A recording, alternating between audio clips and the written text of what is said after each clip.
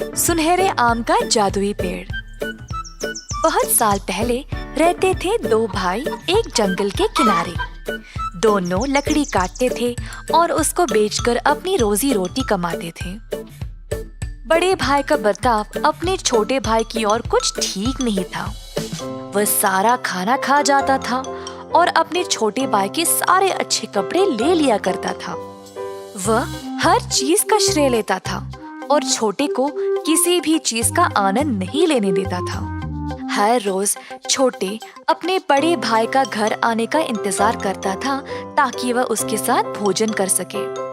बड़े भाई की बात उत्तम थी और जो भी वो कहता था छोटा उसका सम्मान करता।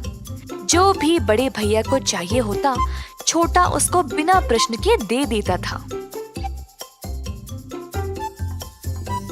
एक दिन बड़ा भाई गया जंगल के अंदर कुछ लकड़ी काटने के लिए। जैसे वह एक एक करके पेड़ काटते गया, अचानक से वह एक जादुई पेड़ के पास आ पहुंचा। ये जाने बिना कि यह एक जादुई पेड़ था, बड़ा भाई पेड़ पर चढ़ गया और डहलियों को काटने तैयार हुआ। पेड़ ने देखा कि वह उसे काटने वाला था। पेड़ को उससे किसी भी तरह छुटकारा पाना था। अपना जादू का उपयोग करके हिलने लगा, मानो पेड़ ने भूकंप बनाया ताकि वह आदमी नीचे गिर जाए। बड़ा भाई पहले डर गया, पर फिर उसने ना भूकंप की परवाह की ना पेड़ की। बदले में वह नाराज हो गया और फिर से खड़ा हो गया पेड़ को काटने के लिए। पेड़ सोचने लगा कि यह आदमी कितना जिद्दी है और अब इससे अच्छे तरीके से बात करके ही छुटकारा मिलेगा। सुनिए, कृपया मेरी डालियों को ना काटे। अगर आप मुझे बख्श देंगे तो मैं आपको अपने सुनहरे आम दूंगा। सुनहरे आम के बारे में सुनकर बड़ा भाई तुरंत हैरान होकर पूछा, मतलब असली वाले सोने के आम? हाँ, मैं काफी दूंगा जिससे तुम संतुष्ट रहोगे। बड़े भाई ने थोड़ी देर सोचा और फिर मान गया। लेकिन जब पेड़ ने अपने वादे के अनुसार उसको सुनहरे आम दिए, बड़ा भाई लालची बन गया और परेशान होने का नाटक किया।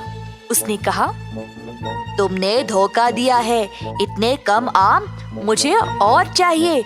मुझे अपने सारे सुनहरे आम दे दो, नहीं तो मैं तुम्हारे डहलियों को काट दूंगा। तुम ऐसी मांग नहीं कर सकते।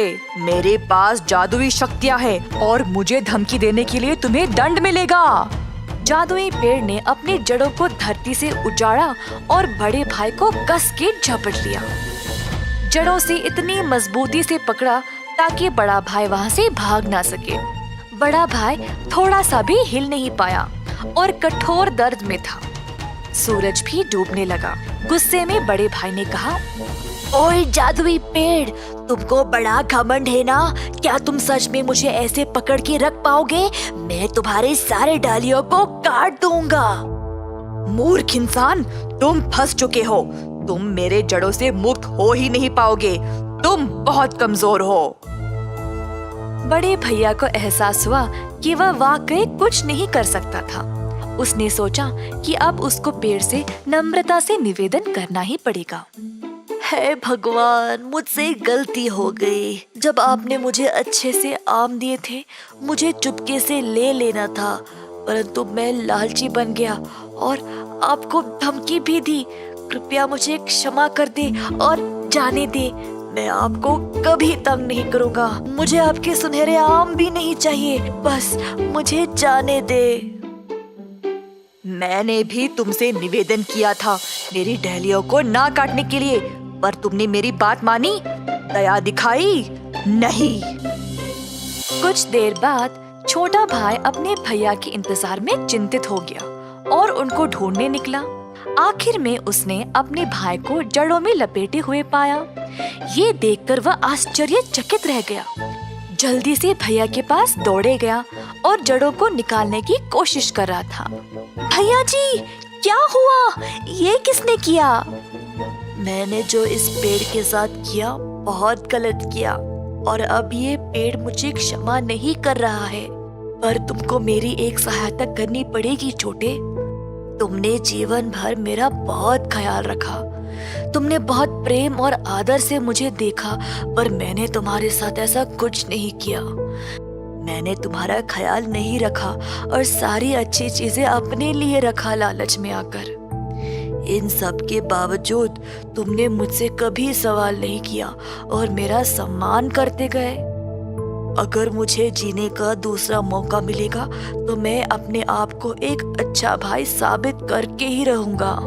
कोई नहीं भैया, आप हमेशा मेरे प्रिय भाई रहोगे, चाहे कुछ भी हो जाए। ओ महान जादुई पेड़, कृपया मेरे भैया को क्षमा कर दो। वे लालच में आ गए थे और अब उनको अपनी गलती का एहसास भी है। इनको जाने दे और हम आपको कभी परेशान नहीं करेंगे।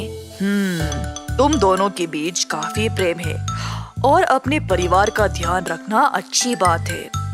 मैं तुम्हारे भाई को जाने दूंगा, पर इसको अपना वादा पूरा करना पड़ेगा और तुम्हारा अच्छा ध्यान भी रखना पड़ेगा। धन्यवाद जादुई पेड़, मैं अपना वादा अवश्य पूरा करूंगा। जादुई पेड़ ने देखा कि बड़े भाई को सच में अपनी गलती का एहसास था और अपने सारे सुनहरे आम दोनों भाइयों को सौंप दिया। दोनों भाइयों ने अब एक दूसरे को सहारा दिया और एक अच्छा जीवन बिताया। जादुई कुआं। कई साल पहले एक छोटे से गांव में था एक जमींदार अरविंद नाम का। वे बहुत अनुशासित थे। हर रोज सवेरे मुर्गे के कुकड़कू बोलते समय ही जाग जाते थे।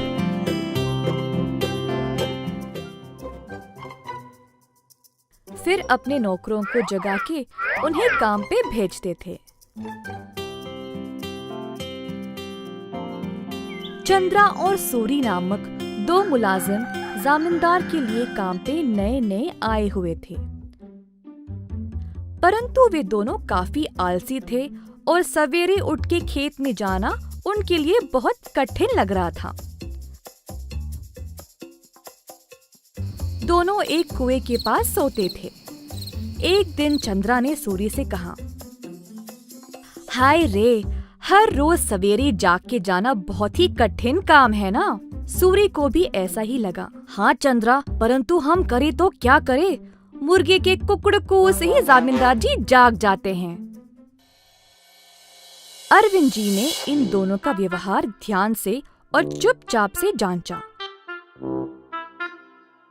आखिरकार उन्होंने एक दिन उन दोनों को सबक सिखाना चाहा।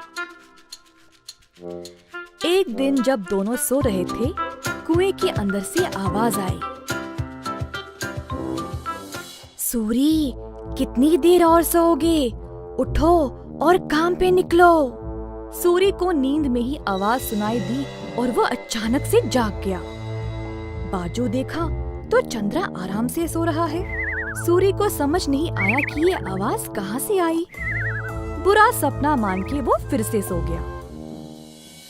अगले दिन की बात है और दोनों उसी कुएं के पास सोए थे। इस बार कुएं वाली आवाज चंद्रा को सुनाई दी। वो भी अचानक से जाग गया। आसपास देखा तो सूरी आराम से सोया था।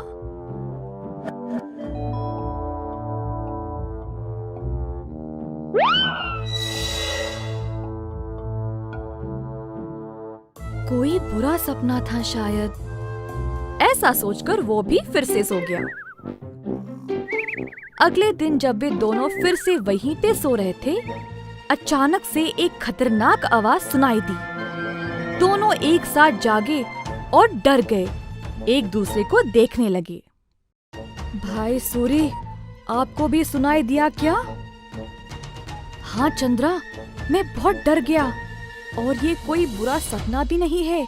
ये भयानक आवाज इस कुएं से आ रही। मैं काम पे निकल रहा हूँ, तुम्हें आना तो आओ। रुको रुको, मैं भी आऊंगा। उस दिन दोनों ने बहुत मेहनत से खेत में काम किया और दोपहर में भोजन के समय जमींदार जी के पास आए। खाना खाते समय दोनों की शक्ल पे सिर्फ परेशानी लिखी हुई थी। जमींदार जी ने पूछा कि हुआ क्या। चंद्रा और सूरी ने सारी घटना सुनाई। ये सुनकर जमींदार जोर जोर से हंसने लगे। सुनो तुम दोनों, वो कोई भूत या बुरा सपना नहीं था। मैंने देखा कि तुम दोनों कुछ ज्यादा ही आलसी थे, इसीलिए तुमको सबक देना चाहा। कुएं के पास वो मैं ही था जो आवाजें निकाल रहा था।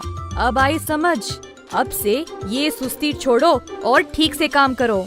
उस दिन से सूरी और चंद्रा ने अपनी आलस्य छोड़ा और खेत पर पूरी मेहनत से काम किया।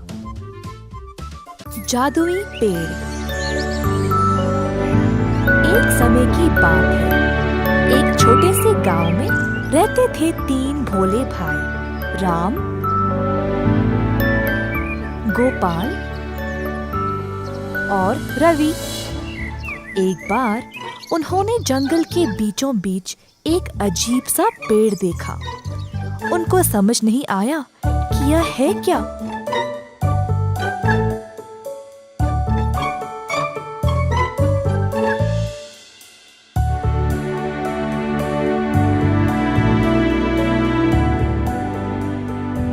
और आपस में उलझने लगे।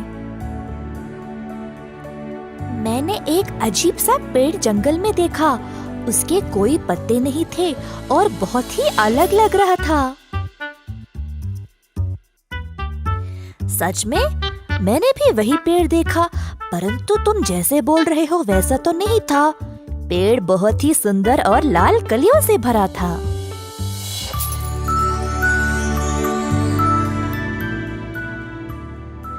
ये कैसे संभव है? तुम जंगल के बीचों बीच वाले पेड़ के बारे में ही बात कर रहे हो ना? लगता है तुमने कोई अलग पेड़ देखा होगा। हाँ भाई, मैं वही जंगल के बीच वाले पेड़ के बारे में बात कर रहा हूँ।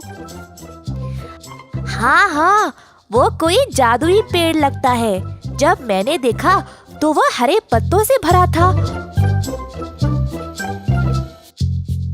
और कोई फूल भी नहीं थे। तीनों भाई इस बात पर झगड़ा करने लगे।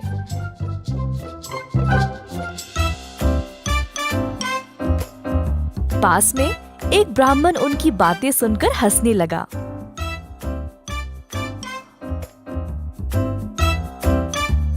ओ मेरे भोले बच्चों, वो कोई जादुई पेड़ नहीं है। उसको बोलते हैं लाल कलियों का पेड़। रामू ने उसको वसंत ऋतु से पहले देखा, इसीलिए सब कुछ सुखड़ के था। रवि ने उस पेड़ को वसंत के मौसम में देखा, इसीलिए पेड़ में लाल लाल कलियां खिले हुए थे। और गोपाल, तुमने इस पेड़ को वसंत के बाद देखा, इसीलिए पेड़ में सिर्फ हरे पत्ते थे और तब तक सारे फूल भी झड़ गए। तुम तीनों ने अलग अलग समय पर इस पेड़ को देखा, इसीलिए सोचा कि यह एक जादुई पेड़ है, परंतु है नहीं। इस प्रकार ब्राह्मण ने उन मासूम लड़कों को ये बात समझाई।